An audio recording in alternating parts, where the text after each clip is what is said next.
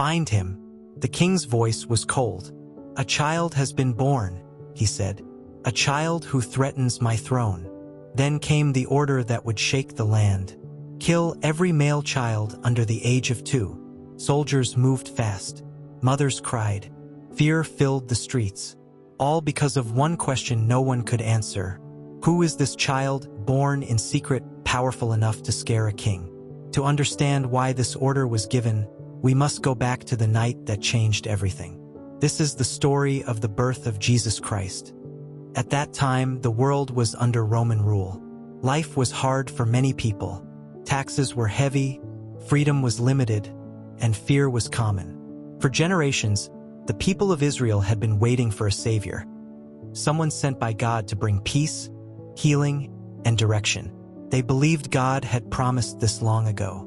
Far from palaces and politics, in a small town called Nazareth, lived a young woman named Mary. Was not famous.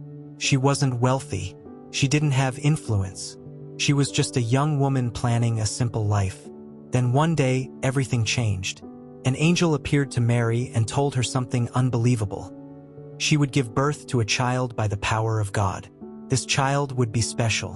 He would be called the Son of God. Mary was confused. She was scared. She knew people would not understand. She knew this could cost her reputation, her safety, and even her future. But instead of running away, Mary chose trust. She said yes to God, even when she didn't have all the answers. That moment teaches us something powerful. Sometimes purpose begins where comfort ends. Joseph learned Mary was pregnant.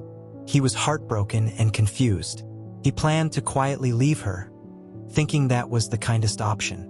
But God spoke to Joseph in a dream, telling him not to be afraid. The child Mary was carrying was from God, and Joseph was chosen to protect and raise him. Joseph woke up and obeyed. He didn't fully understand the plan, but he trusted the one who did. Sometimes faith means stepping forward even when the road ahead isn't clear. Around that time, the Roman government ordered a census. Everyone had to return to their ancestral town to be counted. Joseph had to travel to Bethlehem, the city of King David. Mary went with him, even though she was heavily pregnant. The journey was long. The roads were rough. The nights were cold. By the time they arrived in Bethlehem, the town was crowded. Travelers filled every home and guest room. Joseph searched desperately for a place where Mary could rest and give birth. But there was no room. Finally, someone offered them a stable, a simple shelter for animals. It wasn't clean. It wasn't comfortable. But it was all they had. And there, in that quiet place, away from the noise of the world, Mary gave birth. Mary wrapped her baby in cloth and laid him in a manger, a feeding box for animals. This was Jesus Christ. No golden cradle, no royal welcome, just a mother, a father, and a newborn child surrounded by hay and animals. The Savior of the world entered humanity not with power, but with humility. That moment tells us something important. God's greatest gifts don't always arrive in impressive packages. That same night, shepherds were watching their sheep in nearby fields. Shepherds were not respected people.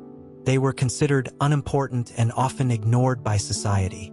Suddenly, an angel appeared, and the sky filled with light.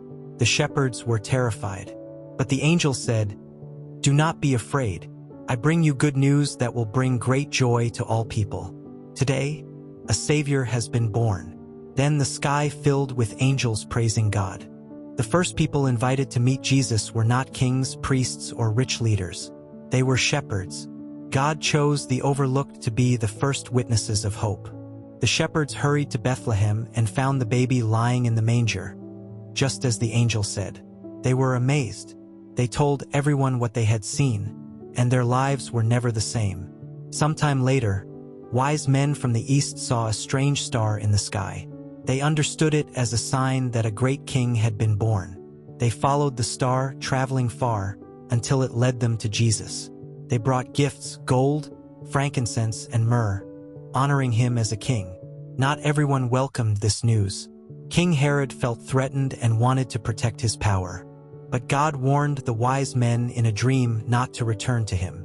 Even at his birth, Jesus exposed the difference between fear and faith, power and humility. Jesus didn't come the way people expected. He came small. He came humble. He came quietly. But his message was powerful. The birth of Jesus reminds us that hope can rise in dark times, that God sees the forgotten, that love doesn't need power to change the world.